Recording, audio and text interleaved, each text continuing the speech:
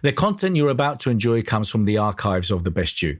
We're devoted to the very best in personal development. With a magazine and resources dedicated to inspiring and changing people's lives, at The Best You, we work with the world's leading writers and trainers on the evolution of the self, and people whose journeys have been affected by their work and words.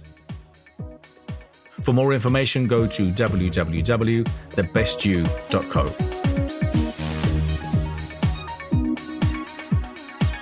Afternoon, everybody. My name is Ruth Carter, the Liberty Coach, and I work with young people, teachers and parents. I'm going to be doing my talk, just letting you know what I do, how I do it, and giving you 5 techniques or 5 key tips that I use with the wellbeing programs. So, I work with children from years 5 to years 12 that may be struggling in the areas of mental health, depression, social anxiety, behavioural issues, and also those who may have autism on that autistic spectrum, Asperger's, dyspraxia, and just find school life in general very, very challenging. What I do is I create wellbeing programs with NLP techniques so that they can feel liberated. And we look at other key factors that they're going through, such as environmental in school, bullying issues, having issues of not being able to make friends, peer-on-peer relationships as well. So the struggle is real, ladies and gentlemen. If we're looking at the figures for young people in the UK today, I think we would say that we can be a bit shocked. As you know, if you work, is anyone here work in schools? Yes, right. So is anyone here do pastoral care or anything like that? Just a general teacher? Sports. And I've got another lady at the back as well, but I can't hear. But I'm going to get a mic. Nice one. So, many students suffer and think that they're not good at anything at all. That is a lie from the pit of hell, which I do tell them, because language is a very important part of NLP, and sometimes what we say as educators to children can either enhance their education or can make them feel very bad. I can recall a time when I was told I would never amount to nothing. Do you know, at the age of 28, 29, that word still rang in my mind? But it wasn't the teacher's voice, it was my own. So, according to the NHS Digital, 1 in 8, 12.8%, of 5 to 19-year-olds had at least one mental health disorders. With the educators in the room, are you seeing this trend happening in your school? Social anxiety, can't even have the tools to stay in the classroom. High, non-attendance to lessons and things like that. Well, what it does, it's going to have a negative impact on that young person. Hence why it's one of the reasons I came up with the Liberate Me Schools programme. You are seeing a lot more emotional disorders that have become more common in 5 to 15-year-olds, going from 4.3% in 1999 to 5.8% in 2017. Now, I can imagine that we're hoping that the figures for 2018 and what is produced this year are going to have better outcomes. But the likelihood is that it might not be, because you're working in the situation in this very present moment, and actually you'll find you're feeling it's just getting worse. But it's not just the young people that we have to be concerned about. We have to realise that the struggle is real for educators as well. So this is a quote from one of my favourite people. Has anyone ever seen the movie Lean on Me? By Mr. Joe Clark. He actually changed and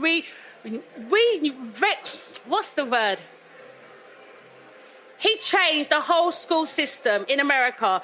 And he basically came in and there was drugs going on in the school, there was education failures and the children could hardly read. And your students can't even pass a minimum basic test, means that they can hardly read. I work with 16-year-olds who have gone through the school system, hence why I have a NEETS program. They can't read and write. I have seen and been a witness myself to those who have hurt themselves, literally, because they can't write. It's not that they don't want to, they can't, because they spent so much time out of the classroom. They've been in PRUs, pupil referral units, and their behaviour is getting worse and their education is getting missed. For complimentary resources from my book, my complimentary e-course, The Power of the Question, or recommended reads, go to www.thequestion.com/resources. For more information on my coaching or mentoring, go to www.bernardo-moya.com. The struggle is real for teachers too. They are feeling the strain just as much as the young people are. So, according to the EdSupport, Teacher Wellbeing Index 2018 conducted a partnership with YouGov. The key findings include that 76% of education professionals experience behavioural, psychological or physical symptoms due to their work compared to 60% of the others that are employed. Are you shocked by that? You're not, because those that are in education are not shocked. But for those that are not, are you shocked by those figures? If you're parents, you should be, because these are the people that are now educating our children and they're stressed because of all the things that are going on. Also, I'm highlighting that 57% considered leaving the profession in the last 2 years due to health pressures. Now, stress has a negative impact on our body, our functions, and how we think and feel. Now, I've asked students questions because I do social research in this area. And the feedback that I'm getting is that they feel that teachers hate them, that they don't have a good relationship. So what I look to do is build rapport.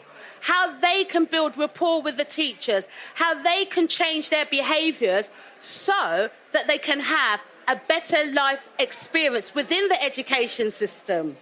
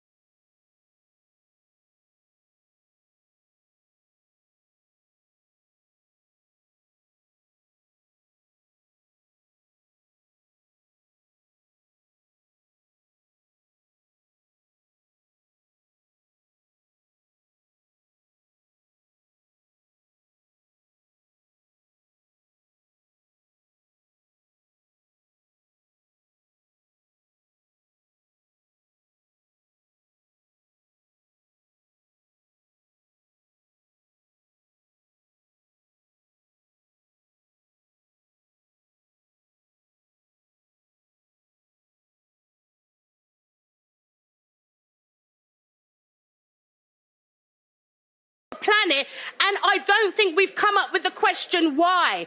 And they are school-age children. I don't remember seeing that. And I know that pastoral support are finding it very challenging and very difficult. And this is why we offer emotional intelligence teacher training, so you get to understand how to manage your own state first. Let me just give you a little quick tip on that, right? Think about your favorite